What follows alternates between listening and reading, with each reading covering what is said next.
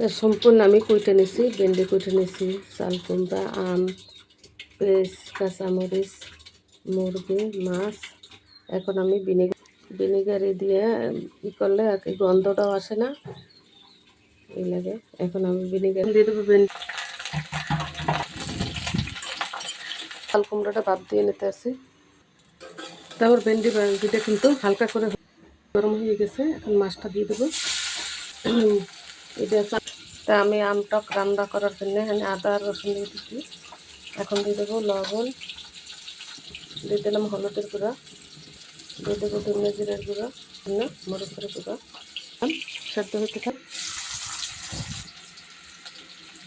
আমি পেস্টে কাঁচামরিচটা ভালো করে ভেজে আদা রসুন বাটা দিয়ে দিলাম। আমি সরিষা বাটা,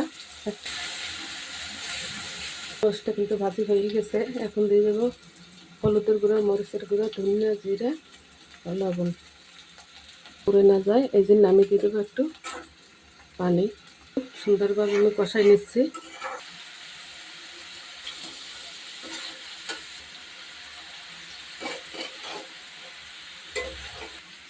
ঢাকনাটা লাগিয়ে দিলাম। চাল কুমড়াটা ভাপে দিয়েছিলাম উঠাইয়ে এখন একটু হালকা তেলে ভেজে নিই। মাংসটা ভাজা হোক, এটা আমি ভেজে নিই। এখন তুমি পেঁয়াজ বাটা, আদা রসুন বাটা দিয়ে দিলাম, সরিষা বাটা আর এই বাটা কাঁচামরিচ। সুন্দর করে আমি ভেজে নিই। তোমার ভেন্ডিটা কিন্তু হয়ে গেছে আদা রসুন। এখন দিয়ে দেবো ধনিয়ার গুঁড়া, জিরের গুঁড়া, গোলমরিচের গুঁড়া, লাল মরিচে পুড়ে না যায় এই জন্য আমি একটু পানি দিয়ে দেবো। হয়নি, হয়ে গেছে। মাংসটা আমি ভালো করে একটু কষাই নিই। এখন দিয়ে দেবো আমি চালটা, হাতে নেড়ে দেবো।